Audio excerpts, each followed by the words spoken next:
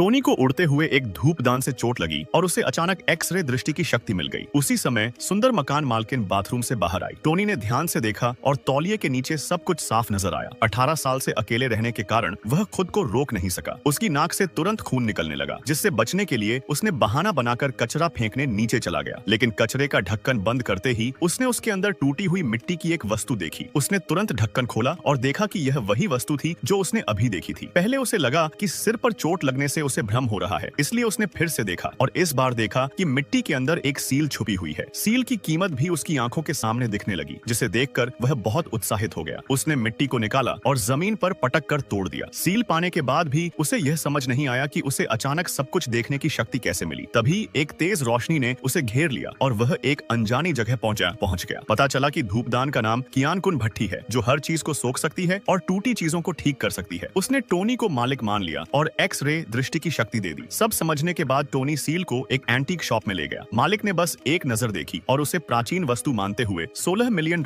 देने की पेशकश की। इस तरह टोनी 3000 महीने से सीधा करोड़पति बन गया। उसे यह जानकर और भी हैरानी हुई कि कियान-कुन भट्टी वस्तुओं की मरम्मत कर सकती है। उसी वक्त मकान मालकिन ने उसे एक टूटा हुआ पारिवारिक जेड लॉकेट दिया, जिसकी कीमत $1 लाख थी। भट्टी से मरम्मत के बाद उसकी कीमत 2 लाख हो गई। इससे टोनी को और आत्मविश्वास मिला और उसने 3000 रुपए महीने की नौकरी छोड़ने का निर्णय लिया। लेकिन उसके मालिक ने वेतन देने से इनकार कर दिया, कहकर कि उसने पूरा महीना काम नहीं किया। यह सुनकर टोनी गुस्से में आ गया, लेकिन तभी मालिक ने उसके हाथ में जेड लॉकेट देखा और लालच में आकर उसे ऊंचे दाम में खरीदने की पेशकश की। लेकिन मौका देखकर उसने असली लॉकेट की जगह नकली रख दिया और दावा किया कि इसकी कीमत सिर्फ $20 है। टोनी ने अपनी एक्स-रे दृष्टि से धोखाधड़ी पहचान ली और कहा कि यह असली नहीं है। मालिक मानने को तैयार नहीं था और सोचा कि टोनी के पास कोई सपोर्ट नहीं है। लेकिन टोनी पहले से जानता था कि वह नकली वस्तुओं के धंधे में शामिल है। उसने जोर से लोगों को बुलाया और कहा कि वह दुकान का गंदा काम उजागर करेगा। जल्द ही दुकान में भीड़ लग गई। टोनी ने एक नीले सफेद चीनी मिट्टी का टुकड़ा उठाया और कहा, यह हाल में बना नकली टुकड़ा है। उसकी बात ने एंटीक एसोसिएशन के अध्यक्ष का ध्यान खींचा। अध्यक्ष ने देखा कि टोनी न केवल असली नकली पहचान सकता है, बल्कि उसे नकली बनाने की तकनीक भी आती है। टोनी लगातार मालिक की पोल खोलता गया, यह जाने बिना कि अब वह निशाने पर आ गया है। फिर उसने ऊंची आवाज में कहा कि पूरी दुकान में एक भी असली वस्तु नहीं है। मालिक डर के मारे पीला पड़ गया और सफाई दी कि टोनी झूठ बोल रहा है और उसकी दुकान की 10 साल से अच्छी प्रतिष्ठा है। लेकिन टोनी ने तुरंत उसका पर्दाफाश कर दिया और पिछला आंगन देखने की मांग की। मालिक घबरा गया, क्योंकि वहीं असली धंधा चलता था और वहां असली मालिक था। टोनी अगर आगे बढ़ता तो बात हाथ से निकल सकती थी। मालिक ने लॉकेट लौटाकर उसे चुपचाप भेजने की सोची, लेकिन टोनी को सिर्फ लॉकेट नहीं चाहिए था, बल्कि वह चाहता था कि मालिक सार्वजनिक रूप से स्वीकार करे कि वह नकली सामान बेचता है। यह उसकी दुकान को बर्बाद करने जैसा था, जिसे मालिक स्वीकार नहीं कर सकता था। जब समझौता नहीं हुआ, टोनी पिछला आंगन देखने पर